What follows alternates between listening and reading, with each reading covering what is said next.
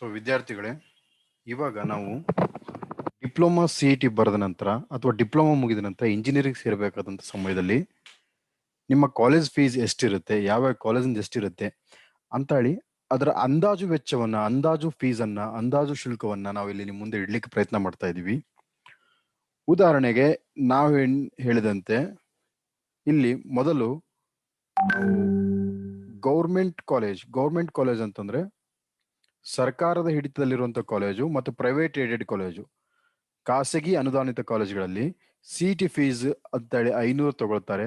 ಅಲ್ಲಿ college fees ಇರುವುದಿಲ್ಲ. ಮತ್ತೆ ನಿಮಗೆ ಸ್ಕಾಲರ್ಶಿಪ್ ಆಗಿ ನಿಮಗೆ 10 ರಿಂದ 20 ಸಾವಿರ ರೂಪಾಯಿ ಹಣ ನಿಮಗೆ ಮರಳಿ ಬರಬಹುದು.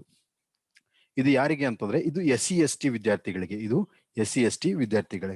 ಅದೇ SC/ST ವಿದ್ಯಾರ್ಥಿಗಳು ಪ್ರೈವೇಟ್ ಅನ್ಎಡೆಡ್ ಮೈನಾರಿಟಿ ಕಾಲೇಜ್ ಅಂದ್ರೆ ಈ ಹಿಂದೂ, ಜೈನ್, ಬೌದ್ಧ ಮತ್ತೆ ಕ್ರಿಶ್ಚಿಯನ್ ಮತ್ತೆ ಮುಸ್ಲಿಮರ ಕಾಲೇಜ್ಗಳಲ್ಲಿ ಕಲಿಬೇಕಂದಾಗ ಅವರು ಎಷ್ಟು ಫೀಸ್ ಅನ್ನ ಕೊಡ್ಬೇಕಂದ್ರೆ CET ಶುಲ್ಕವಾಗಿ 500, ಅದರ ಜೊತೆಗೆ ಕಾಲೇಜ್ ಫೀಸ್ ಆಗಿ 10,000ದಿಂದ 20,000 ಕೊಡಬೇಕು.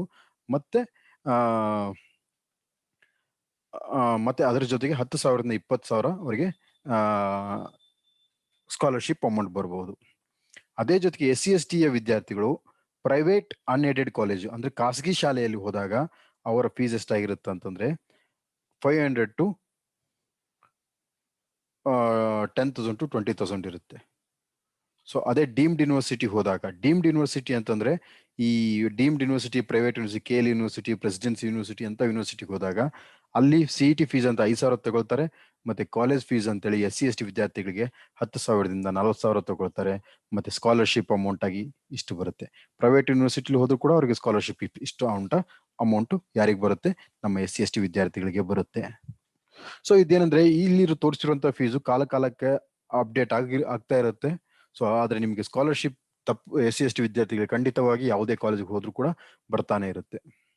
ಸೊ ಸರಿಯಾದ ಎಕ್ಸಾಕ್ಟ್ ನಿಮ್ಗೆ ನಂಬರ್ ಎಷ್ಟು ಫೀಸ್ ಇದೆ ಅಂತ ತಿಳ್ಕೊಬೇಕಂದ್ರೆ ನೀವು ಆ ಕಾಲೇಜ್ಗೆ ಅಲ್ಲಿಗೆ ಹೋಗಿ ತಿಳ್ಕೊಬೇಕು. ನಾವು ಅಂದಾಜು ಹೇಳಿದ್ವಿ 10,000ದಿಂದ 40,000ದವರೆಗೆ ಇರುತ್ತೆ ಅಂತೇಳಿ ಅಂದಾಜು ಹೇಳಿದೀವಿ ಅಷ್ಟೇ. ಇನ್ನು ನಾವು ಕ್ಯಾಟಗರಿ 1 ವಿದ್ಯಾರ್ಥಿಗಳಿಗೆ ಗೌರ್ಮೆಂಟ್ ಕಾಲೇಜುಗಳಲ್ಲಿ ಫೀಸ್ ಎಷ್ಟಿರುತ್ತೆ, ಪ್ರೈವೇಟ್ ಕಾಲೇಜಲ್ಲಿ ಎಷ್ಟಿರುತ್ತೆ, ಪ್ರೈವೇಟ್ ಮೈನಾರಿಟಿ ಕಾಲೇಜಲ್ಲಿ ಎಷ್ಟಿರುತ್ತೆ, ಪ್ರೈವೇಟ್ ನಾನ್ ಮೈನಾರಿಟಿ ಕಾಲೇಜಲ್ಲಿ, ಡೀಮ್ಡ್ ಪ್ರೈವೇಟ್ ಯೂನಿವರ್ಸಿಟಿಯಲ್ಲಿ ಅಥವಾ ಡೀಮ್ಡ್ ಯೂನಿವರ್ಸಿಟಿಲಿ ಎಷ್ಟಿರುತ್ತೆ ಅಂತ ನೋಡ್ತಾ ಹೋದ್ರೆ ಗೌರ್ಮೆಂಟ್ ಕಾಲೇಜಲ್ಲಿ ಫೀಸ್ ಎಷ್ಟಿರುತ್ತೆ? 500 ರೂಪಾಯಿ ಇರುತ್ತೆ ಕ್ಯಾಟಗರಿ 1ಗೆ. ಆದ್ರೆ ಯಾವುದೇ ಕಾಲೇಜ್ ಶುಲ್ಕ ಇರೋದಿಲ್ಲ. ಸ್ಕಾಲರ್ಶಿಪ್ ಆಗಿ 15,000ದಿಂದ 20,000 ಬರ್ಬೋದು. ಅದೇ ಪ್ರೈವೇಟ್ ಏಡೆಡ್ ಕಾಲೇಜಲ್ಲಿ CET ಫೀಸ್ ಎಷ್ಟಿರುತ್ತೆ? 40,716 ಇರುತ್ತೆ. ಮತ್ತೆ ಕಾಲೇಜ್ ಫೀಸ್ ಅಂತೇಳಿ ಆಯಾ ಕಾಲೇಜಿನ ಮೇಲೆ ಬಿಟ್ಟಿದ್ದು, ಅವರು 10,000ದಿಂದ 40,000ದವರೆಗೂ ಯಾವುದೇ ಅಮೌಂಟ್ ತಗೋಬಹುದು. ಅಂದ್ರೆ 40,000 ಪ್ಲಸ್ ಈ ಅಮೌಂಟ್ ತಗೊಳ್ತಾರೆ. ಅದ್ರ ಜೊತೆ ಸ್ಕಾಲರ್ಶಿಪ್ ಆಗಿ ಅವ್ರಿಗೆ ಪ್ರೈವೇಟ್ ನಾನ್ ಮೈನಾರಿಟಿ ಕಾಲೇಜಲ್ಲಿ 10,000ದಿಂದ 30,000 ಬರಬಹುದು. ಮತ್ತೆ ಪ್ರೈವೇಟ್ ಅನ್ಎಡೆಡ್ ಕಾಲೇಜ್, ನಾನ್ ಮೈನಾರಿಟಿ ಕಾಲೇಜ್ ಅಂದ್ರೆ ಬೇರೆ ಖಾಸಗಿ ಶಾಲೆಗಳಲ್ಲಿ ಅವ್ರಿಗೆ ಫೀಸ್ ಎಷ್ಟಿರುತ್ತೆ ಅಂತಂದ್ರೆ CET ಫೀಸು 46,750 ಇರುತ್ತೆ. ಅದರ ಜೊತೆಗೆ 10,000ರಿಂದ 40,000 ಕಾಲೇಜ್ನವ್ರು ಫೀಸ್ ಕೇಳ್ಬೋದು. ಮತ್ತೆ ಸ್ಕಾಲರ್ಶಿಪ್ ಆಗಿ ಇಷ್ಟು ಅಮೌಂಟ್ ಬರುತ್ತೆ. ಸೊ ನಿಮಗೆ ಒಟ್ಟು ಫೀಸ್ ಎಷ್ಟಾಗಿರುತ್ತೆ ಅಂದ್ರೆ ಪ್ರೈವೇಟ್ ಅನ್ಎಡೆಡ್ ಕಾಲೇಜ್ ಕ್ಯಾಟಗರಿ 1 ಅವರಿಗೆ ಇಷ್ಟಿರುತ್ತೆ. ಅದೇ ಡೀಮ್ಡ್ ಯೂನಿವರ್ಸಿಟಿ, ಪ್ರೈವೇಟ್ ಯೂನಿವರ್ಸಿಟಿಗಳಿಗೆ ಹೋದಾಗ ನಿಮ್ಮ CET ಫೀಸ್ ಎಷ್ಟಿರುತ್ತೆ? 43,983 ಇರುತ್ತೆ. ಮತ್ತೆ ಕಾಲೇಜ್ ಫೀಸ್ ಎಷ್ಟಿರುತ್ತೆ? ಇಷ್ಟಿರುತ್ತೆ. ಇವೆರಡನ್ನೂ ಸೇರಿ ನೀವು ಫೀಸ್ ತುಂಬಲಿಕ್ಕೆ ರೆಡಿ ಆಗಬೇಕು. ಜೊತೆಗೆ ನಿಮ್ಮ ಸ್ಕಾಲರ್ಶಿಪ್ ಅಮೌಂಟ್ ಎಷ್ಟು ಬರುತ್ತೆ ಸರ್ಕಾರದಿಂದ ಅಂದ್ರೆ 10,000ರಿಂದ 30,000 ಬರುತ್ತೆ. ಇದೇ ತರವಾಗಿ ನೀವು ಬೇರೆ ಬೇರೆ ಕ್ಯಾಟಗರಿನ ನೋಡ್ತಾ ಹೋಗೋಣ. ಇವಾಗ ನಾವು ಮತ್ತೆ ಯಾವ ಕ್ಯಾಟಗರಿ ಸ್ಟಡಿ ಮಾಡ್ತಾ ಇದೀವಿ ಅಂದ್ರೆ 2A, 2B, 3A, 3B category ಅವರಿಗೆ ಸರ್ಕಾರಿ ಶಾಲೆಯಲ್ಲಿ ಫೀಸ್ ಎಷ್ಟಿರುತ್ತೆ, ಸರ್ಕಾರಿ ಕಾಲೇಜಲ್ಲಿ ಫೀಸ್ ಎಷ್ಟಿರುತ್ತೆ, ಪ್ರೈವೇಟ್ ಮೈನಾರಿಟಿ ಕಾಲೇಜಲ್ಲಿ ಎಷ್ಟಿರುತ್ತೆ, ಪ್ರೈವೇಟ್ ನಾನ್ ಮೈನಾರಿಟಿ ಕಾಲೇಜಲ್ಲಿ ಎಷ್ಟಿರುತ್ತೆ, ಮತ್ತೆ ಡೀಮ್ಡ್ ಪ್ರೈವೇಟ್ ಯೂನಿವರ್ಸಿಟಿಲಿ ಎಷ್ಟು ಫೀಸ್ ಇರುತ್ತೆ ಅಂತ ನೋಡ್ತಾ ಹೋಗೋಣ. ಸೊ ಇವಾಗ ಈ ಕ್ಯಾಟಗರಿ ವಿದ್ಯಾರ್ಥಿ 2A, 2B, 3A, 3B ವಿದ್ಯಾರ್ಥಿಗಳಿಗೆ ಸರ್ಕಾರಿ ಕಾಲೇಜುಗಳಲ್ಲಿ 19,000 ಫೀಸ್ ಇರುತ್ತೆ. ಪ್ರತಿಯಾಗಿ ಸ್ಕಾಲರ್ಶಿಪ್ ಅಮೌಂಟ್ ಎಷ್ಟು ಬರುತ್ತೆ? 15ರಿಂದ 30,000 ಬರ್ಬೋದು. ಅದೇ ಪ್ರೈವೇಟ್ ಅನ್ಎಡೆಡ್ ಮೈನಾರಿಟಿ ಕಾಲೇಜ್ ಅಂದ್ರೆ ಅಲ್ಪಸಂಖ್ಯಾತರು ನಡೆಸುತ್ತಿರುವಂತಹ ಕಾಲೇಜ್ಗಳಲ್ಲಿ ಹೋದ್ರೆ CET ಫೀಸ್ ಎಷ್ಟಿರುತ್ತೆ? 58,886 ಇರುತ್ತೆ. ಜೊತೆಗೆ ಕಾಲೇಜ್ನವರು ಸಹ 10,000ದಿಂದ 40,000ವರೆಗೂ ಫೀಸ್ ಹಾಕ್ಬಹುದು. ಇಷ್ಟು ಎರಡನ್ನು ಸೇರಿಸಿ ನೀವು ಫೀಸ್ ತುಂಬಬೇಕಾಗುತ್ತೆ. ನಿಮಗೆ 15ರಿಂದ 30,000 ಸ್ಕಾಲರ್ಶಿಪ್ ಬರಬಹುದು. ಜೊತೆಗೆ ಈ ಪ್ರೈವೇಟ್ ಅನ್ಎಡೆಡ್ ಕಾಲೇಜ್ಗಳಲ್ಲಿ ಹೋದಾಗ ನಿಮ್ಮ ಕಾಲೇಜ್ ಫೀಸ್ ಎಷ್ಟಿರುತ್ತೆ ಅಂತಂದ್ರೆ 65,340 ಇರುತ್ತೆ. ಮತ್ತೆ ಪ್ರತಿ ಕಾಲೇಜು 10ರಿಂದ 40,000 ನಿಮಗೆ ಎಕ್ಸ್ಟ್ರಾ ಫೀಸ್ ಅನ್ನ ಕೇಳ್ಬೋದು.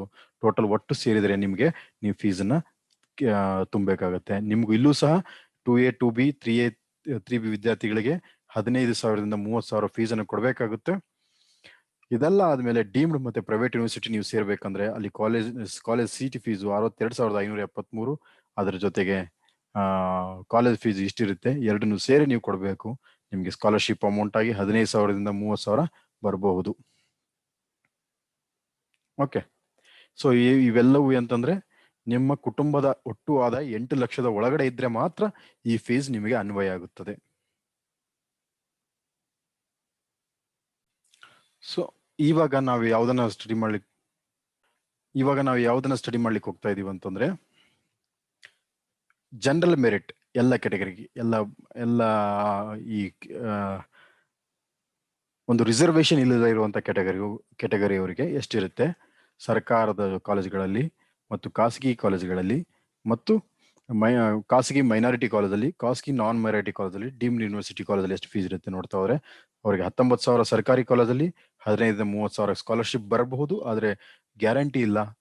ಮತ್ತೆ ಪ್ರೈವೇಟ್ ಏಡೆಡ್ ಕಾಲೇಜಲ್ಲಿ CET ಫೀಸ್ 58,806 ಪ್ಲಸ್ ಕಾಲೇಜು ಎಷ್ಟು ಫೀಸ್ ಹಾಕ್ಬೋದು, 10,040,000 ಒಟ್ಟು ಸೇರಿ ಫೀಸ್ ಹಾಕ್ಬೋದು. ಒಟ್ಟು ಸೇರಿ ಫೀಸ್ ಇರುತ್ತೆ.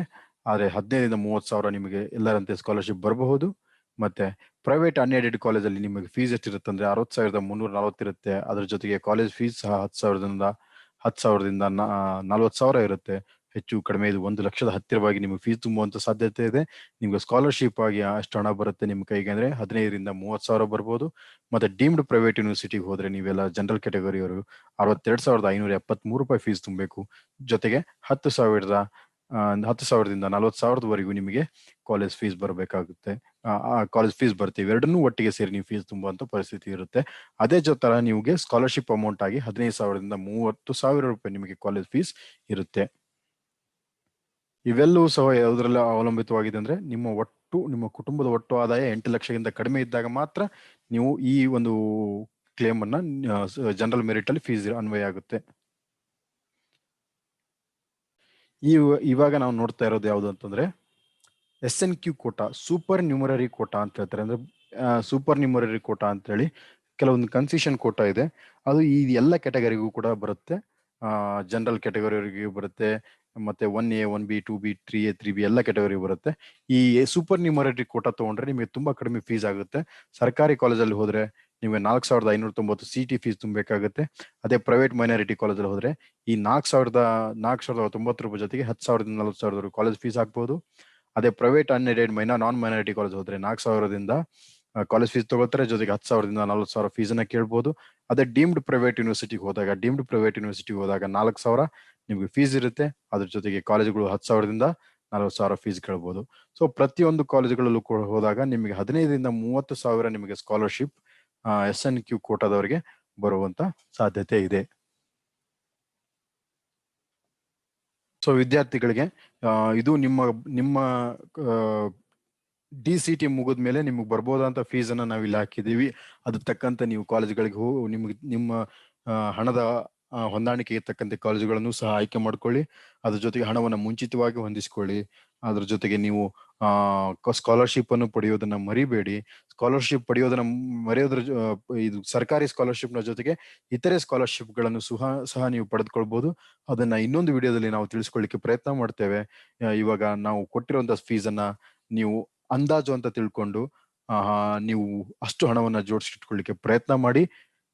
ಅದೇ ಫೀಸ್ಗೆ ತಕ್ಕಂತೆ ಸಹ ನೀವು ಕಾಲೇಜನ್ನ ಆಯ್ಕೆ ಮಾಡುವುದು ಒಳ್ಳೆಯದು.